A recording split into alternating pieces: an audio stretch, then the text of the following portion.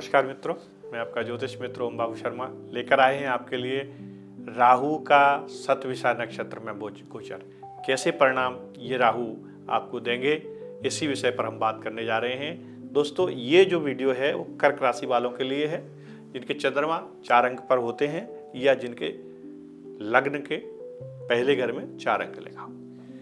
दोस्तों, कर्क राशि के जो स्वामी होते हैं, चंद्रमा होते हैं, बहुत सॉफ्ट प्लैनेट होते हैं, राहु से बहुत जल्दी इफेक्टेड होते हैं, मन के कारक भी हैं। तो इसमें जब कर्क राशि में जो राहु का गोचर है वो आपके 8वें भाव से है। अष्टम गोचर कतई अच्छा नहीं माना जाता दोस्तों राहु का। ये बहुत सारी प्रॉब्लम्स क्रिएट करते हैं, आपको मानसिक अवसाद में भी लाते हैं। कमर से नीचे का जो हिस्सा है आपका, इसमें भी प्रॉब्लम्स क्रिएट करते हैं। आपकी बैकबोन में दर्द, आपकी कमर में दर्द, आपके पैरों में दर्द, ये उन चोट चपेट एक्सीडेंट भी करवाते हैं। ये सारी सिचुएशन बनती हैं। तो ये 18 महीने का गोचर है और दिसंबर 2026 तक राहु यहाँ रहने वाले हैं। लेकिन दोस्तों, ये जो गोचर है, जो नक्षत्र है शतभिषा, ये गोचर आपके लिए फेवरेबल जाएगा। क्यों फेवरेबल जाएगा? क्योंकि शतभिषा नक्षत्र बेसिकली हीलिंग का नक्षत्र है। ये घावों को भरने का है, मरहम पट्टी करने का है। ये डॉक्टर का नक्षत्र है। शतभिषा मतलब 100 डॉक्टर, सत्य मतलब 100, विषा मतलब डॉक्टर। प्राचीन काल में डॉक्टरों को विषु बोलते थे। तो 100 डॉक्टर की शक्ति जिस नक्षत्र में हो, वो भला नुकसान कैसे कर सकता है आपका?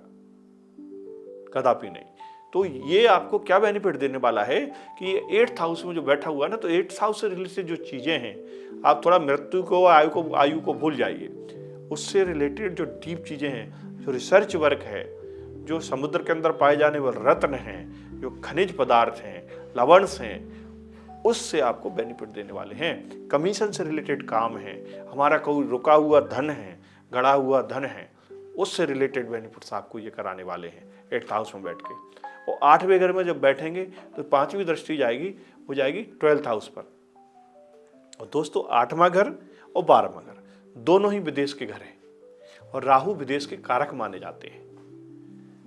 राहु विदेश के कारक माने जाते हैं। यदि विदेश में आप रह रहे हैं या विदेश जाना चाहते हैं तो आपके लिए उपयुक्त अवसर है। इस अवसर को आप भुनाइए।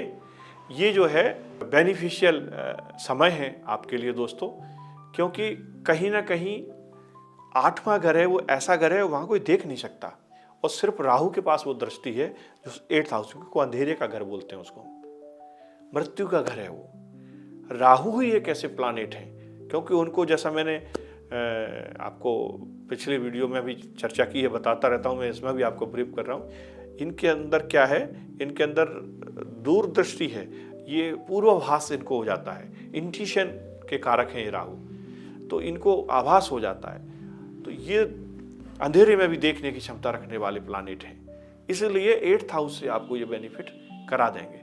और जब 12th में देखेंगे तो 12th हाउस आपको पता है हॉस्पिटल का हाउस है, आपके जेल का घर है, आपकी विदेश यात्रा का घर है, आपके सैया सुख का घर है। तो यहाँ ये सब चीज़ों में आपको फ़ायदा देने वाले हैं।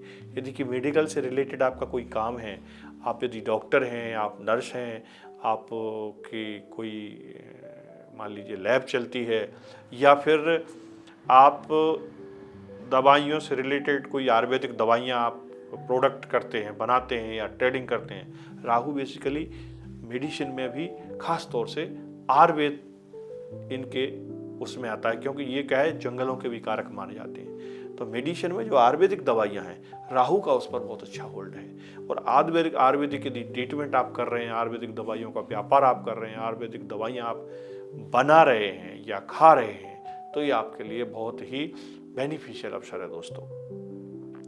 विदेशों से ट्रेडिंग यदि आप कर रहे हैं इन सब चीज़ों का, तो भी आपके लिए बहुत फायदेमंद होने वाला है ये राहु।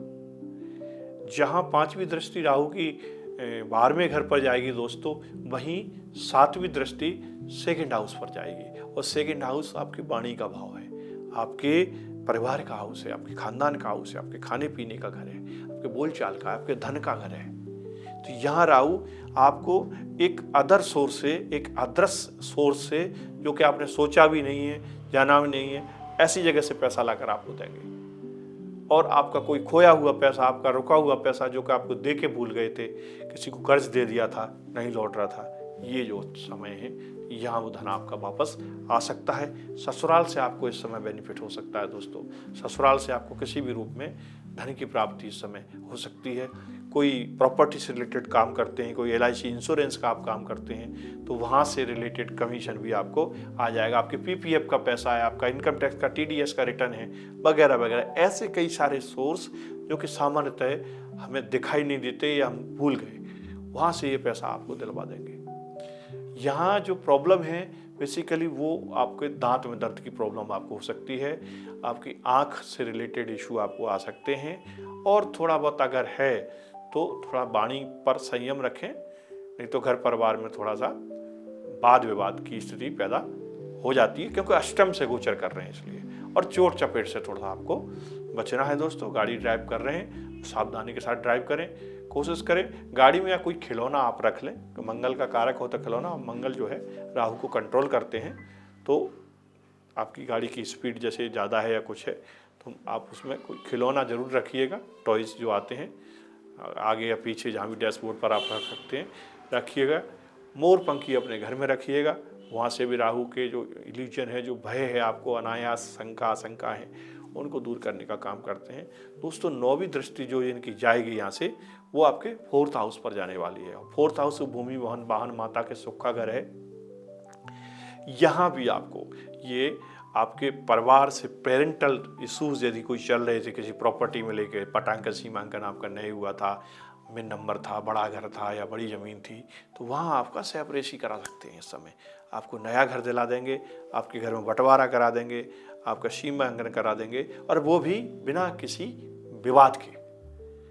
तो जो पेंडिंग्स जो आपके इस तरह के लैंड रिकॉर्ड्स से संबंधित काम थे, या आपका कोई पुराना वाहन था जिसको आप बार बार ख़राब हो रहा था, ठीक नहीं करा पा रहे थे, वो आप इस समय ठीक करा के उसको मोटरेबल बनाकर यूज कर सकते हैं। आप रिनोवेशन भी करा सकते हैं पुराने अपने घर में।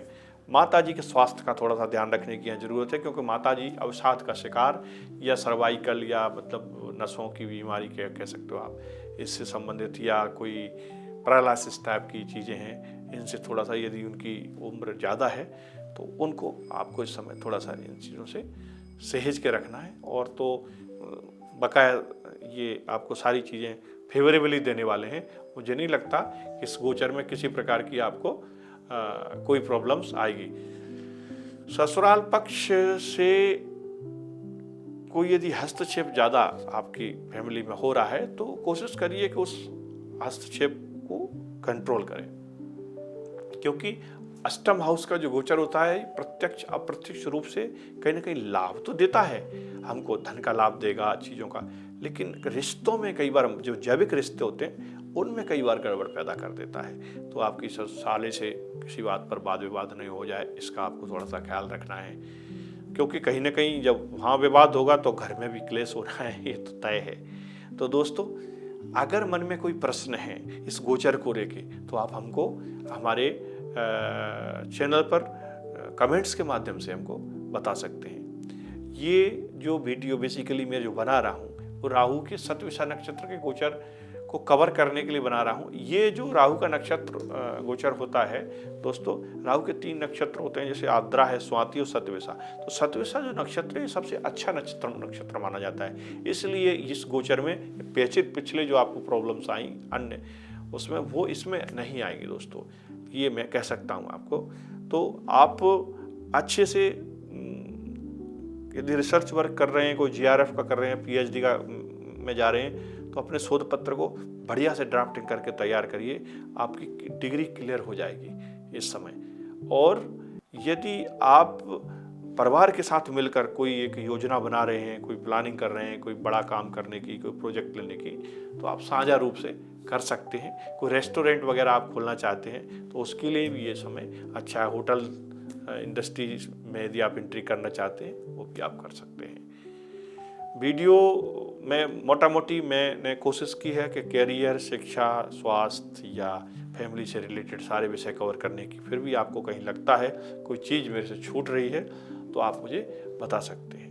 दोस्तों, ये विवरण उम्मीद करता हूँ आपके लिए लाभकारी रहा होगा।